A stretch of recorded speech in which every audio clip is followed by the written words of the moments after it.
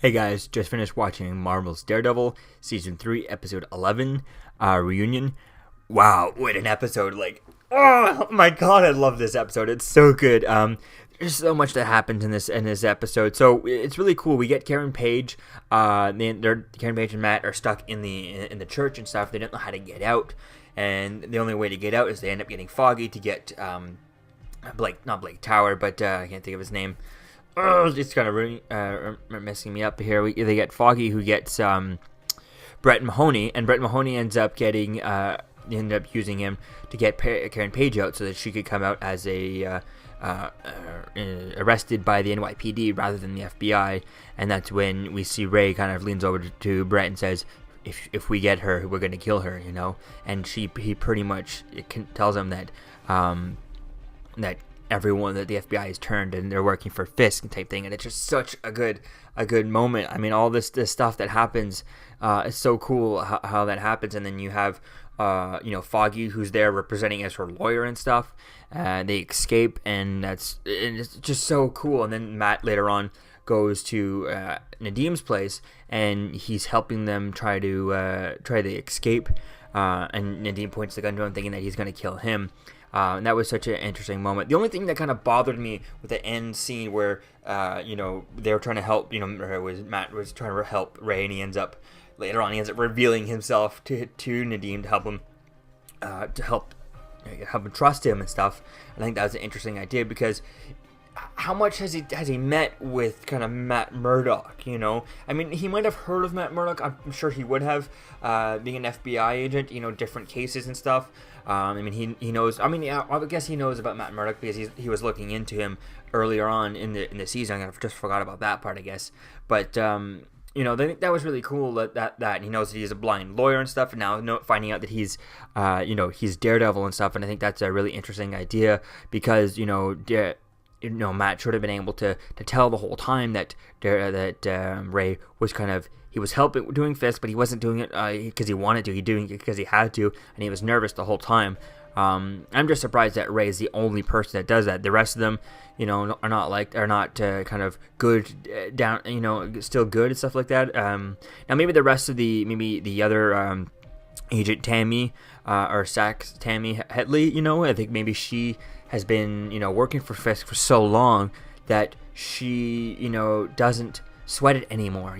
She's kind of just accepted it, so maybe she's no longer panicking. She's no longer having a fast heart rate, which Daredevil would be able to hear. Matt would be able to hear that, and I think that's an interesting idea that he was able to tell. Obviously, that Ray Nadim there was kind of uncomfortable the whole time with everything he was doing, type thing. And I think that's a really cool thing to play with, and I think it's really going to be cool to see is where things go there. One of the things though that bothered me that I noticed in this episode is when Nadim's getting attacked at his place, and then he's kind of he's taking his family. Just before he gets attacked, he's taking his family down the stairs, and he's walking around with his gun out. His wife is kind of almost about to lose it. She's kind of in a complete almost in a complete panic mode. She's just trying to hold it together, because I'm assuming as an FBI agent, he probably has some sort of a I don't know, some sort of a safety drill that he should do with his family. I think it would be the ideal situation, but just in case, I think his son is never, maybe his son who is kind of worried about his father, at least that's what they were talking about. We never actually saw him be worried about his father. His wife came over in the early episodes to the office, or to the penthouse where Wilson Fisk was being held, to tell him that his son was kind of worried about him ever since the convoy attack type thing. So I'm really interested to see as to why, get more into that child. His father's walking around, and he told him to just stop and just pack a bag, and you got to leave right now. And he's walking around holding a gun out. I think that, to me, I don't know how old they're trying to portray this kid, but he looks like he might be 10 years old, enough to put together that, oh my god, something terrible is going on. I just think it would have made more sense if he was panicking, especially if he was watching the news and he saw the dangerous things that happened to his father, and he saw his father on the news and all that stuff, and he was worried about him already. Now he should be really worried, and I just don't understand it. I looked at him, and the actor was kind of like, just here. I'm just like a background object. I'm not really acting, in the scene. So that was kind of weird. That kind of threw me off. I know it's a child, but it just didn't. The kid's not a young enough child for it to be like, okay, we'll just write off their acting type thing. It doesn't have to be good. Still try and act in the scene. Don't be completely out of character. It just kind of didn't make sense for that. And I think it would have been cool to get that. It would have been cool to see this kid throughout the season kind of reacting to what's going on with his father. If he sees his father on the news and that the convoy is attacked, and that he all this different stuff, that would have been something to kind of play with, just to get some emotion, is that they actually got a child actor who could actually act for this role, because there it was kind of like he had no emotion for this. There he was kind of just like happy, like, oh yeah, Disney World, type thing. And the kid looks like he's around 10, so not, it's not like he's 3 or 4 where it's just old enough, like, oh, Disney World, yeah, not understand anything else that's going on. A kid that was 3 or 4 wouldn't understand watching the news and being scared of his father like he was, or at least like they said he was earlier on in the season. So all in all, I'm really excited to see as to where things kind of go with this. I'm excited to see where things go with how everyone teams up now that things are kind of slowly ramping up. Although they don't have a plan to see where things are going to go, I think it's really going to be cool to see as to how things kind of where do things go on from here. And even when Daredevil defeats Fisk, whether he kills him or not, which I still think that he should just be like, I don't know why Karen's not like this. Well, I think, yes, we need to kill him, but Matt, you can't kill him because she knows what it's like to kill someone. 2 people, actually. One by mistake, and that's her brother, which is a whole different scenario. But then there's Wesley, who is self-defense, but she still killed him, right? So I think that's really going to be cool to see as to, I don't know, to see why she doesn't be like, yeah, you can kill her, but you just can't go down that path.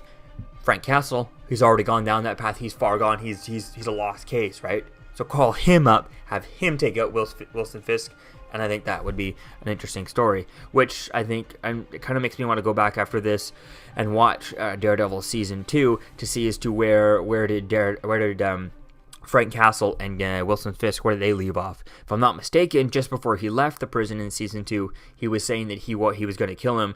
He's going to come after him the next time they see him. And you're like, and Wilson Fisk was like, yes, I hope you would, type thing, like they're ready to fight again, right? Next time they meet, they will be fighting. So hearing about all this stuff, Frank Castle should be here trying to stop Fisk too. I don't see why he's not. So I think it would be cool to see him at the end of the episode. Maybe he was really far out. He's maybe he's out of service, away from the internet, away from any sort of possibility of hearing about this. But then I think it would be cool for him to hear about it and then show up for like the last episode. Fingers crossed. That would be really cool to see something like that. So who knows? I'm really excited to see as to where things are going to go with all this. But like I said, how far does all kinds of stuff happen, and there must be other FBI agents who are involved, but it seems like all the other FBI agents who the corrupted ones, they've been corrupt for so long that they're no longer nervous like a Nadim was. Like Nadim is here for Daredevil to be able to hear it in their heartbeat and all the different stuff like that. So it's going to be cool to see as to where things kind of go with all that and how things are going to go with Brett Mahoney and how he's going to take on everyone. And I'm surprised that he just let Karen Page go. He didn't put her under, they should lock her up so that to keep up the ruse type thing. Maybe not lock her up, but keep her under, police protection type thing. She can't just go away. I mean, it just seems a bit silly to just let her go like that instead of keeping her locked up just for her safety. Not because she actually needs to be locked up, because, everyone's after to kill her, right, type thing. So I don't know. It would be cool to see as to where things are going to go with that and how things are going to come along. And I'm glad to see Brett back in play. So let me know what you think, guys, about this episode in the comments below. Season 3, Episode 11, Reunion. And I'll see you guys in the next video. Peace out. I'm Captain America, here to talk to you about one of the most valuable traits a soldier or student can have. Subscribing. Sometimes subscribing is the key to victory. Sometimes it leads to very little, and it seems like it's not worth it. And you wonder why you waited so long for something so disappointing. How many more of these? You're still here. Don't forget to like, comment, and subscribe, guys. Peace. It's over.